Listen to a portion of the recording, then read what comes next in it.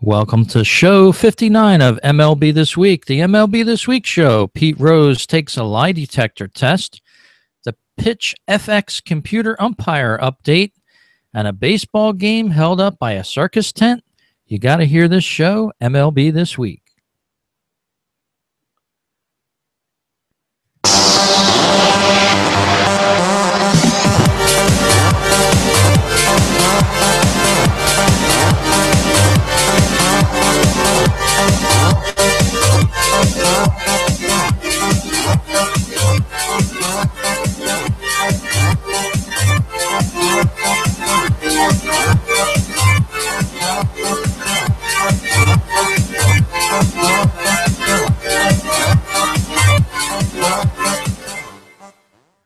Hello and welcome to this edition of MLB This Week. It's the MLB This Week show. My name is Rich Baxter. And I'm Gary Mack. And hello, Mr. Gary Mack. Welcome to another edition of MLB This Week show. Hello there, Rich. I'm ready to go. I'm back in the home studio and all set to talk some baseball. Yep, you're all back, settled in after that nice trip throughout the lovely state of New York. And speaking of New York things, your Mets have occupied first place now for a few days. Yes, they have. Considered, I guess, one of the hottest teams in baseball. Unfortunately, they've lost the last two, but a 4-2 road trip will take. Not too bad. Went down to Tampa. Tampa's got a tough little team. They weren't hitting, and of course, they found how to hit when the Mets came in, but 3-1 run games, just couldn't turn it around the last two nights, but that's all right. Come home against 4 against Colorado, and now everything fluctuates, and with 50-odd games left, every game's important, of course, and we'll see how it goes. They've got a slim lead in the NL East, but still hanging in there. They just got to stay close or maintain that small lead. Yeah, they do, and they have a great home record, 38-18 at home. No wonder that stadium, Citi Field, is filling up with Mets fans again. Well, and they're winning, so that's gonna stack it in there for Met fans. They'll come out of the woodwork, the ones who've been hiding the last few years.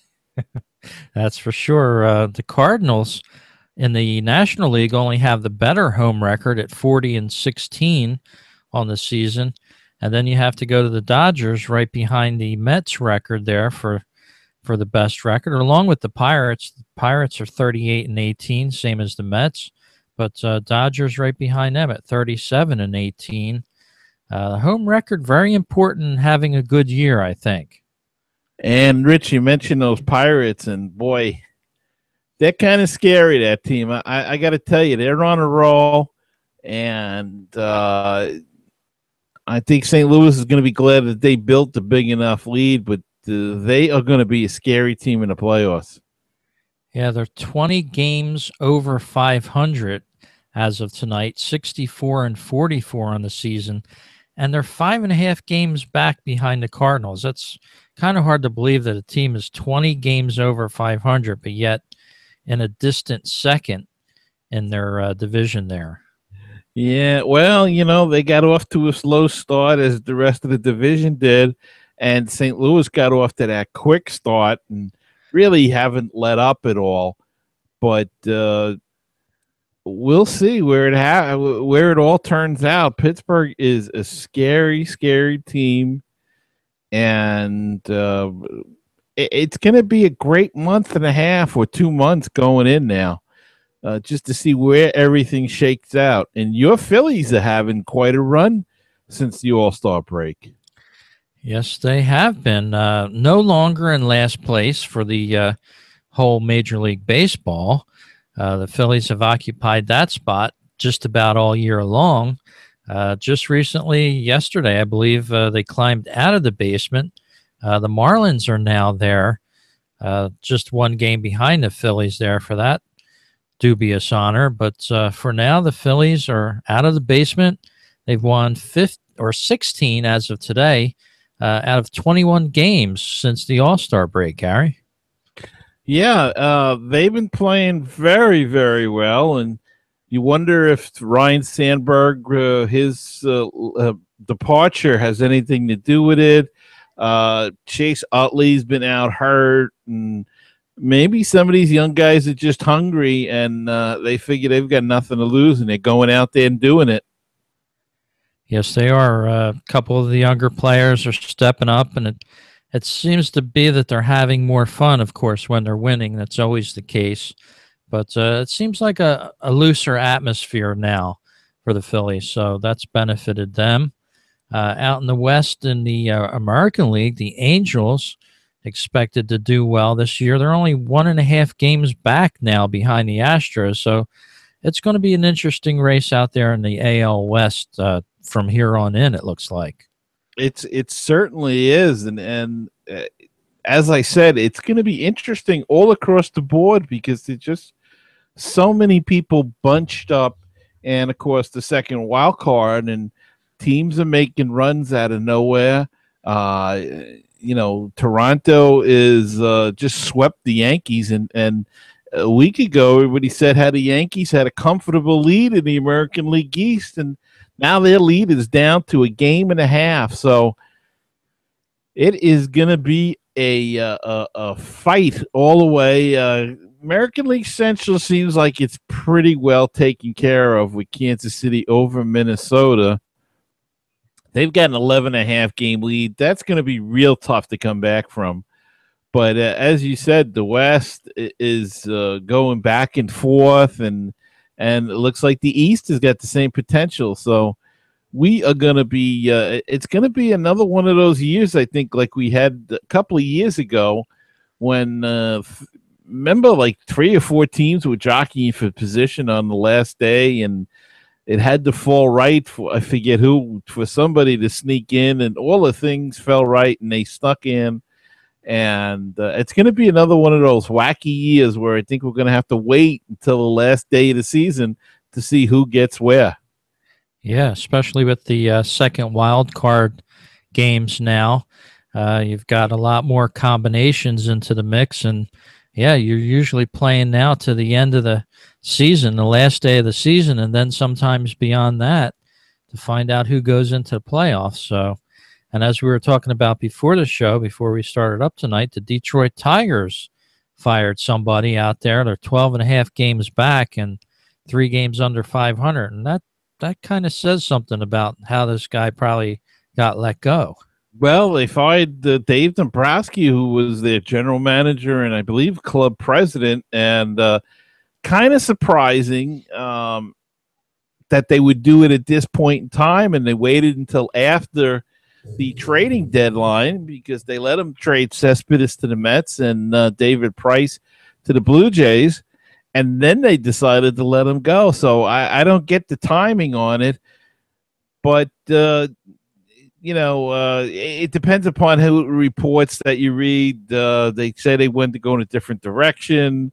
Some say it was mutual, so who knows what it was. But it sounds, from most of the early reports, it sounds like he was fired. Yeah, I guess you can't say too much about that when they're 3 games under 500. The Tigers were expected to win the AL Central early on this year, but things just haven't gone their way at all. So we'll have to keep an eye on that race. And out west, there's always a race, and it usually involves the Dodgers and the Giants. This year, again, looks like the case. Both teams on a little mini losing slump there. The Giants lost 4 in a row, and the Dodgers have lost 2 in a row. But they're very close to one another out there. Could go either way out there. Yeah, it certainly could. 3.5 games separate them, and you just never know. It's Arizona's 8.5, so they're a little bit further back. But you know what? They've had a good season in Arizona. They have to be very happy with where they're at. They made some deals in the offseason and didn't get. It looked like they were kind of building for the future, but it's kind of clicked a little bit for them, and they've had a decent enough year. San Diego, of course, is the big disappointment, 10.5 games back. they didn't make any moves at the deadline, and they thought they could still make a run at it. But 10.5 games, that's a long way to go, especially against the Dodgers and the Giants sitting there. And Colorado, they made some moves. They trade Tulowitzki, and they're 14.5 games back, and they're really looking towards next year in the future, I think, and trying to build up a farm system and build up their pitching staff, get some young pitchers in there. Yeah, and the Phillies just actually swept the Padres this afternoon for the weekend series, so that makes it 6 games in a row lost by the Padres here. They got swept by the Brewers at Milwaukee in 4, actually 3 games out of 4. It wasn't a complete sweep, but then the Phillies came into San Diego and swept them. So yeah, they're having a rough time out there. They're 52-60, and as you said, kind of a big disappointment on the year. And still amazing that they didn't make a deal at all at the deadline, and everybody's scratching their heads about that. Yeah, they could have picked up, maybe a pitcher or something like that and been in a much better position to make a run. And it seems like a long time since I've heard the word San Diego in the playoffs. Just if I was a San Diego fan, I'd be pulling for them to make the playoffs. Almost like the Cubs fans, it seems like maybe this year might be the year for them as well. Yeah, well, they're going to have to do it as a wild card team, and they do have the wild card lead at the second wild card lead at this time. So Cubbies are having a real good year too, no matter what happens. Really improved a lot, and they even just benched their all-star shortstop Starling Castro because he's not playing well. So Joe Madden is laying down the law there, but it amazes me because he switches players, puts players out of position, and yet they keep winning. So good for them. Yes, indeed. And this is a late breaking story, just making it in time for this podcast here on August 9th, 2015. After the Cubs game at Wrigley Field this afternoon, Wrigley Field was cleared out, and this just happened minutes ago by security officials sweeping through Wrigley Field with dogs, and everyone was ordered to leave the area. And also, traffic was directed away from a certain street running next to the stadium. So obviously there was some sort of a security risk there at Wrigley Field this afternoon. Again, this story is just making it to the news wires as we're doing our show tonight. Wow. And I guess the threats affect everything nowadays. This is the new world we live in, I guess. Yeah, the Cubbies beat the Giants this afternoon 2-0 out there at Wrigley, and we hope everything's okay for them. Joe Madden doing a great job out there, and it just seems wherever Joe Madden goes, it seems like there's success that follows him. Yeah, it's just incredible the way he can get people to do these things. He's just a terrific manager. And just to go back to that story that you just had, apparently it's a bomb threat, and they evacuated the media from the press box, and apparently one reporter is reporting that police say that they get dozens of bomb threats a week, but this one is more credible. And they had bomb sniffing dogs on scene. So looks like it was probably a bomb threat at Wrigley Field. Yeah, and that sort of coincides with the increased security at all of the major league ballparks. So yeah, there must have been a lot of reasons for them to do this. I know in Philadelphia and probably New York, in your case, Gary, they have like airport metal detectors that you go through now to get into the game. But yeah, it's a sad time that we have to do something like that for a baseball game.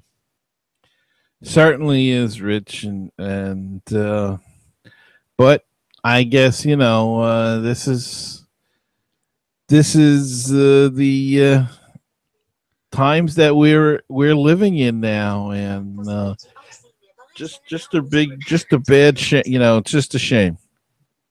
Yes, it is. Well, you got our first story up this week here on MLB This Week, the independent podcast brought to you each week with our stories that we think you may have missed over the week and maybe deserve a second look. And you have that one for us right now, Gary. Well, Rich, this comes from TMZ Sports, and the Pete Rose circus here is hitting a new high, I guess you'd say. Rose spent this past Wednesday in Beverly Hills taking a lie detector test as part of his ongoing attempt to win the favor of new MLB Commissioner Rob Manfred.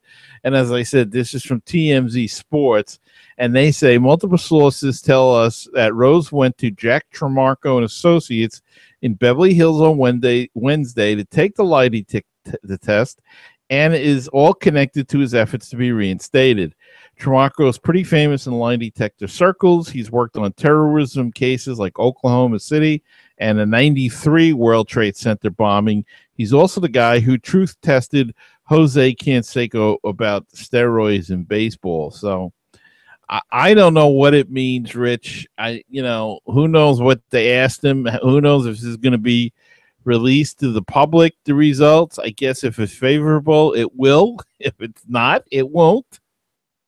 But just another crazy happening in the Pete Rose reinstatement attempt going on. And I don't know. It just gets weirder and weirder the more we go on. Yeah, and it seems like a story that never ends here.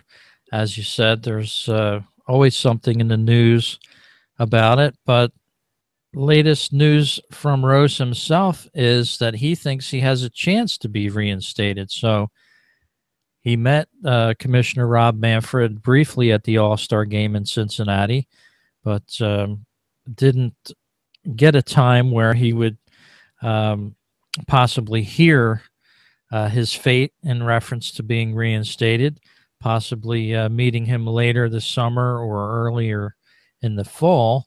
But yeah, maybe this is step one to getting some sort of foothold back into baseball. And I know there's a lot of people that think maybe he shouldn't be reinstated, but I think you have to give him his just due for what he did on the field. I agree, Rich, and I just think again, I think he should just keep his mouth shut. I mean, I think it's just too much crazy stuff that goes on, and this gives Manfred almost an excuse to say, you see, this is why we don't want him back in, because now he's taking lie detectors. I mean, it's just well, and the fact that he might be taking them with the blessing of Major League Baseball as well. We don't really know that. Yeah, well, that's true. That's very true.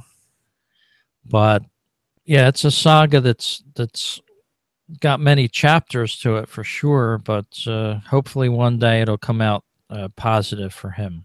Yeah, I just wish he just just keep your mouth shut and just go for it and and see where it takes you instead of saying things like I think I'm gonna get he's gonna approve it and all of that. Just don't say anything. Let things happen as they may, I guess. Exactly. Well, baseballtalkradio.com is the place you can go to listen to great baseball independent talk shows just like this one here. MLB This Week is what we call it, with Rich and Gary. But Gary's show is also there. He does a great show on the Mets called Mets Musings. And he also has a show on the Brooklyn Cyclones for all you New York fans and listeners out there. You might want to tune into that as well. You can get a link right to Gary's shows right at baseballtalkradio.com. You can also listen to a 24-hour, 7-day-a-week radio feed right there on the site, or you can tune into TuneIn app and get it anywhere that you can listen to tunein.com in your car or at home or on your smartphone. So check it out, baseballtalkradio.com.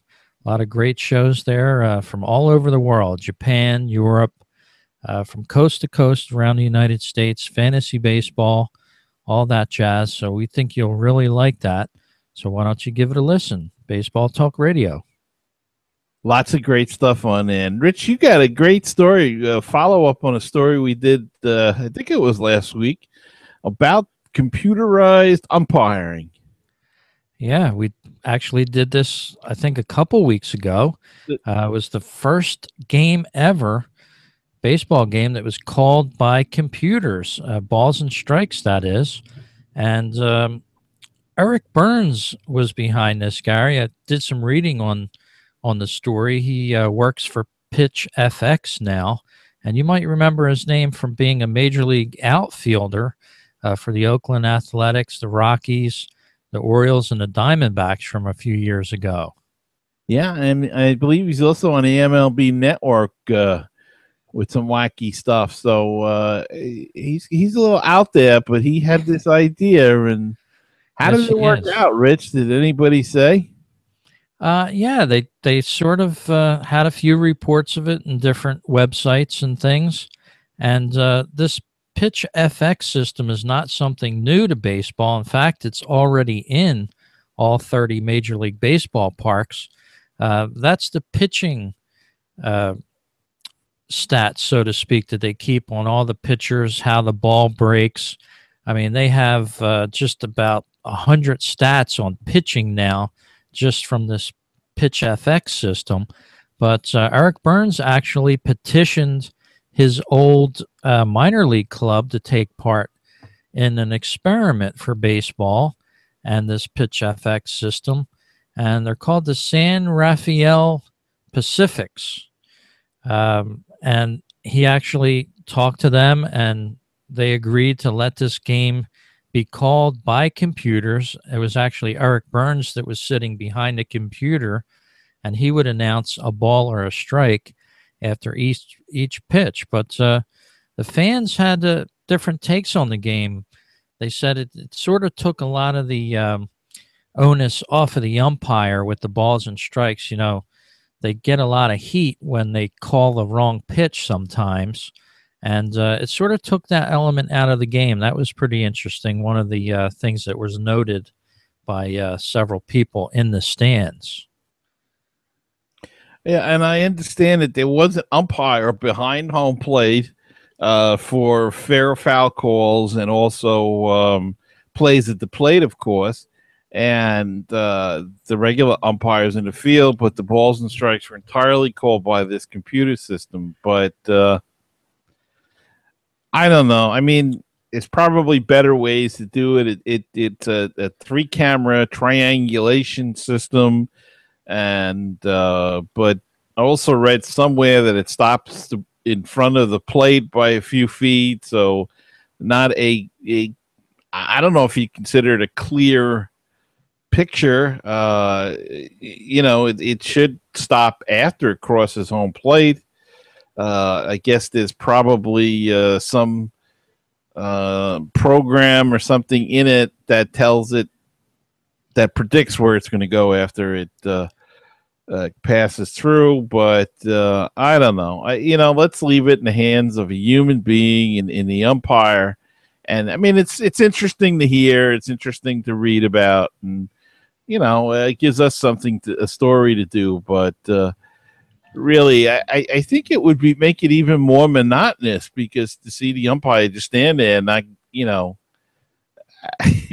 I mean, that's part of the game. I don't know if you've seen it, but in New York, they have these two guys that dress up as umpires and sit right behind home plate and jump up and down, and they do the whole balls and strike calls and everything.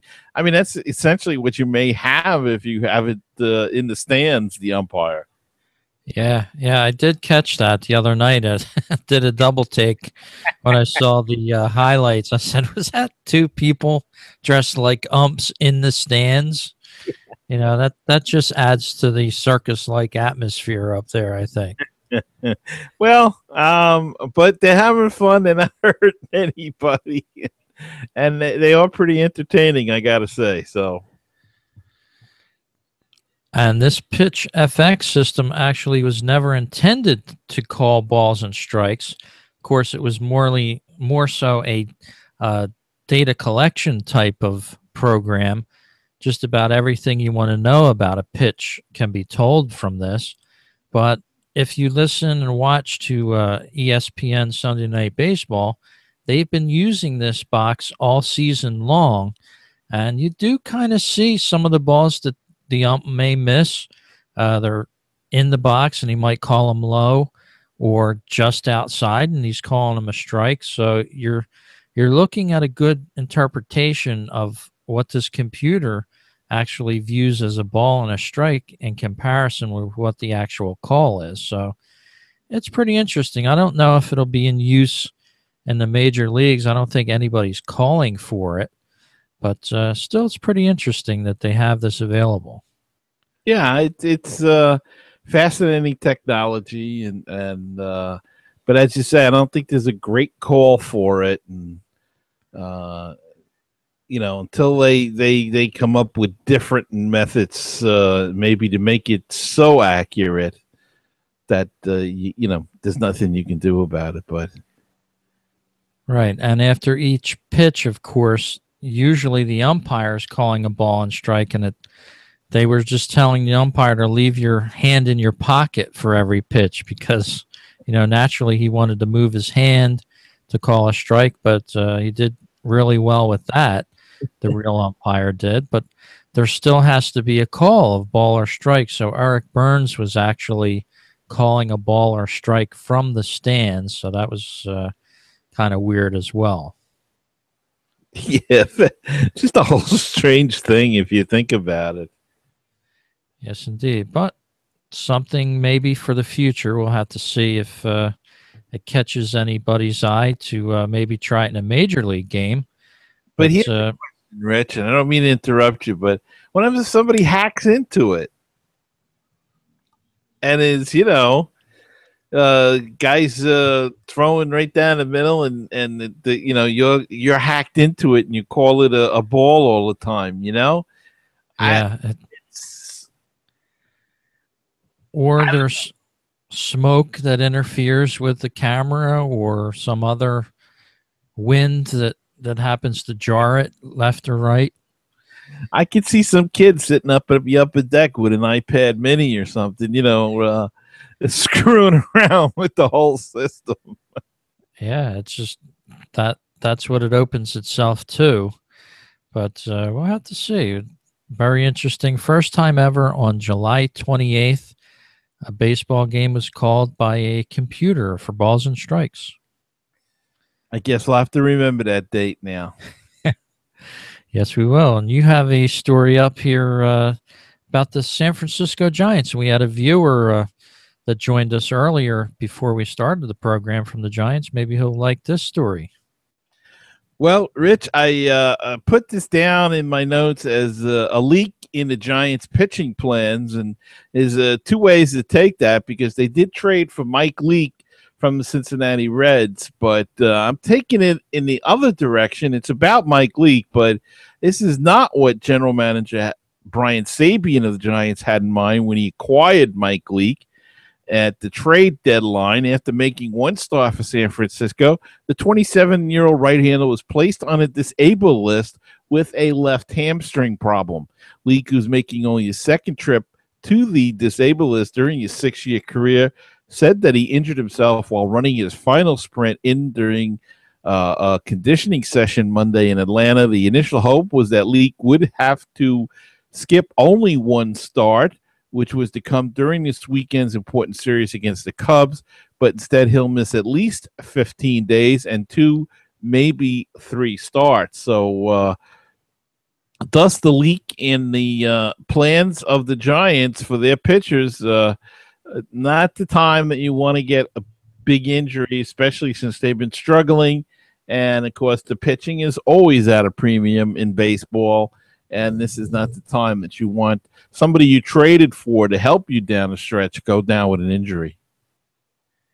That's for sure. And something along the same lines, not going down with an injury, but Philly's old pitcher Cole Hamels, that was their ace, he got traded over to Texas Rangers.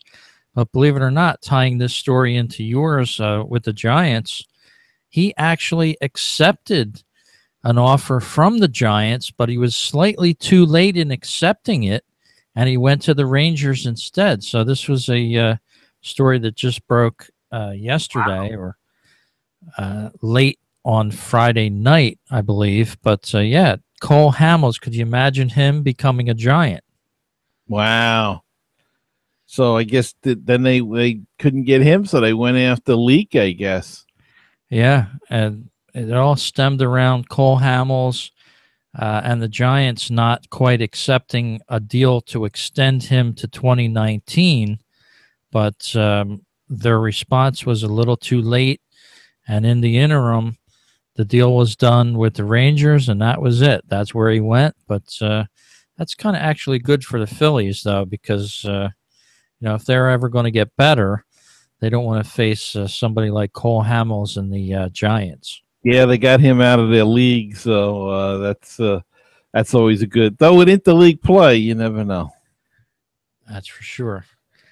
Another story, Gary, that happened this past week in baseball. This is out of the strange file, one of the more stranger stories that you'll hear. But a minor league game was postponed. And that in itself isn't a big story, but the reason why it was postponed was there was a huge circus tent out just 500 feet or 1,000 feet from the stadium down in Florida. The Tampa Yankees were taking on the Clearwater Threshers. And on top of the circus tent were some flashing lights. So it conflicted right in the batter's eye, and they had to call the game because of a circus tent just right outside of the stadium. So that's a kind of an oddball one there. They couldn't get them just to turn the lights off, huh? I guess not. The blinking lights, as you know, in all the major league parks, it's all sort of blacked out, and the batter doesn't have any distractions. But there, yeah, it was just a little bit too much for them, and they had to postpone that night game and call a doubleheader during the day the following day. So a whole lot of strange things going down there in Florida with a big circus tent right outside of the stadium. And the minor leagues are great for that kind of stuff, Rich. Yeah, it's just amazing that that this is the first one of those we've ever heard of. Well, we've had the Pete Rose Circus, and now we've had the circus tent. The real circus. The real circus. So funny. Yes, it is. Kelby Tomlinson helping to bring certain glasses back to the baseball diamond. Rich, Joe Panic was placed on a disabled list by the Giants, another key player, and they brought up a minor league infielder, Kelby Tomlinson, and he quickly made an impact. He got a hit in his first major league at bat. He went 2 for 4 with 3 RBIs in his first start. But more importantly, he has brought eyeglasses back to the major leagues. And, we went through a time where we had goggles and sports glasses. Remember Chris Sabo with those goggles, and even K-Rod for a while there wearing sports goggles type thing. And we've kind of gotten away from the plain old glasses that we used to, but Kelby Tomlinson came back with glasses, and Tyler Clippert too wears sort of glasses type, but this is good for guys like me that've been wearing glasses a long time, and I can relate to this these kind of glasses. So maybe it's a trend. Maybe they get they're not so happy with the LASIK surgery, and the contacts cause problems. So maybe we'll see guys wearing glasses again. Yeah, and they're not real thick like the Coke bottle glasses they used to wear years ago with the thick black frames. It's got some nice style to it, at least.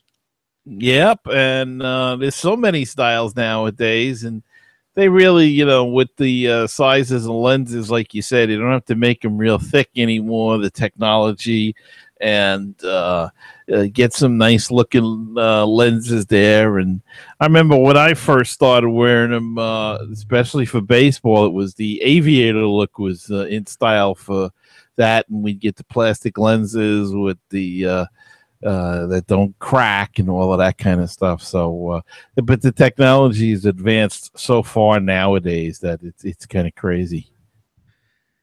Yes, it has. And we wanted to ask you folks to follow us on Twitter.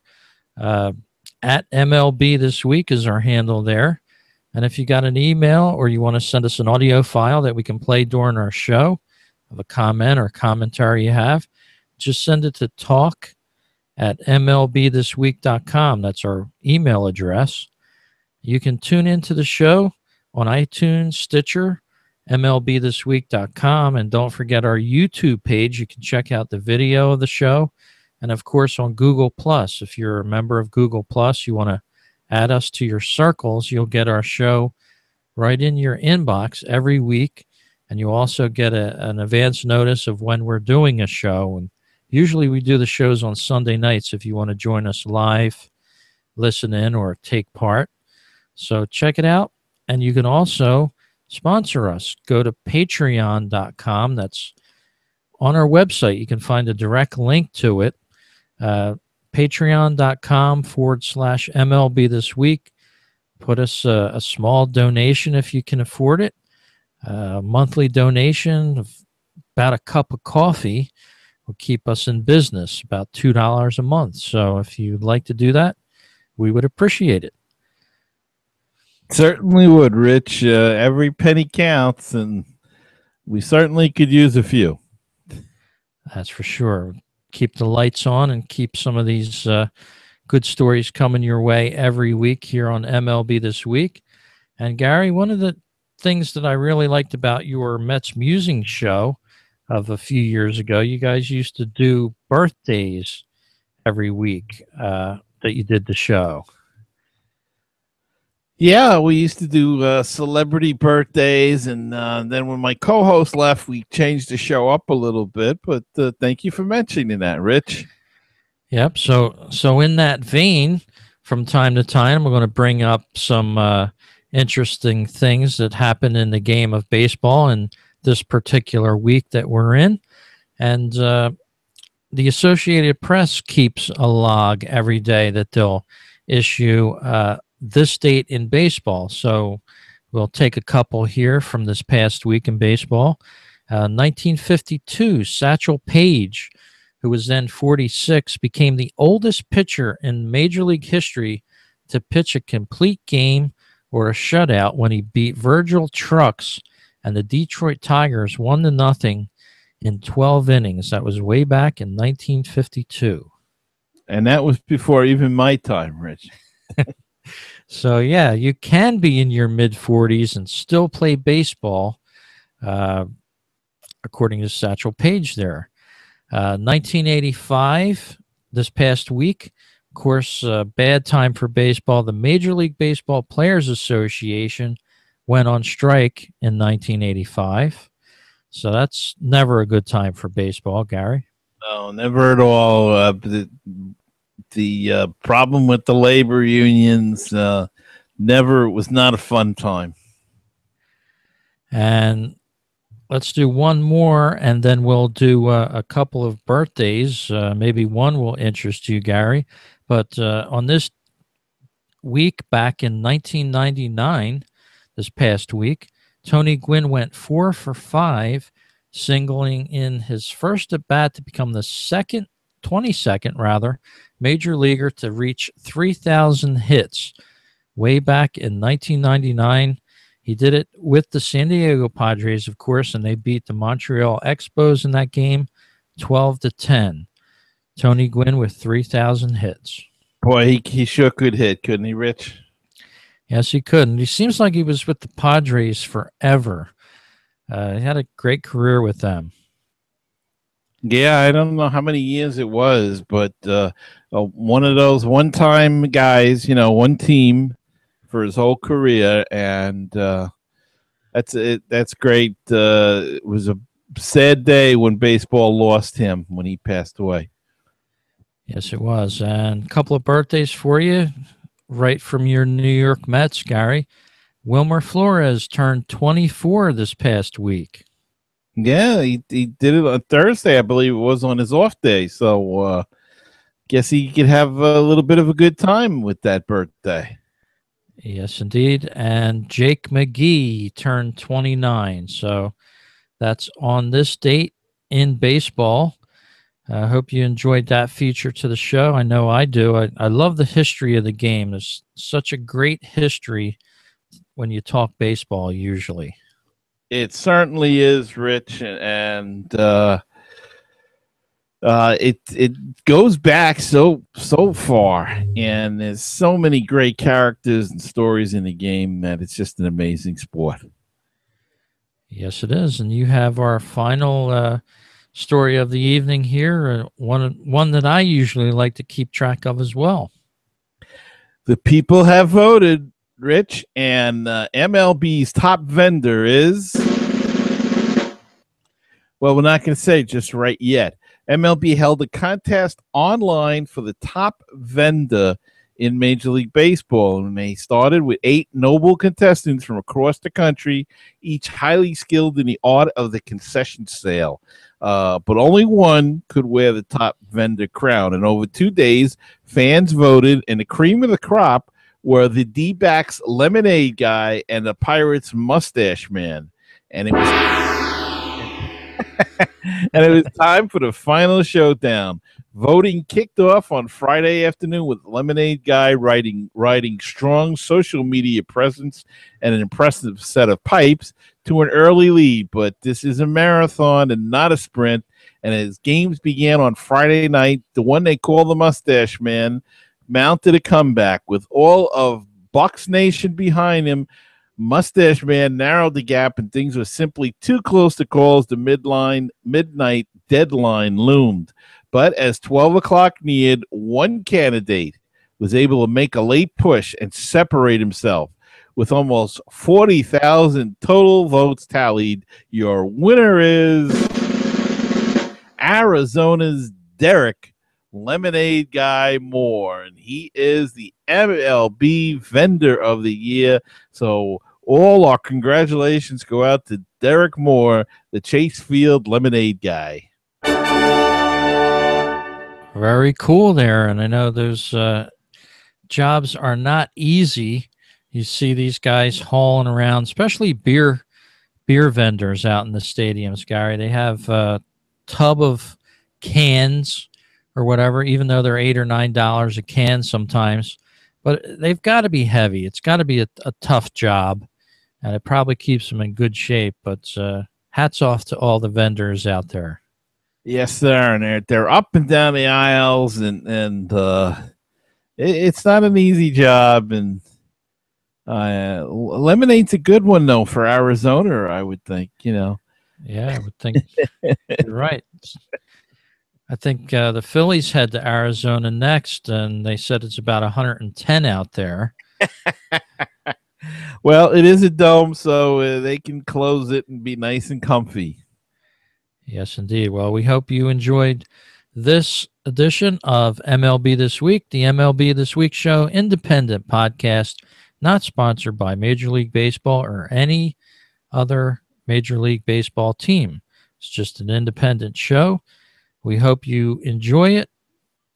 Subscribe to us on iTunes. Leave us some comments if you like the show. If you don't like the show, don't say anything, because only say something if you have something good to say. But Gary, we'll talk again next week as we get closer and closer to the end of the season. All right, Rich. Looking forward to it.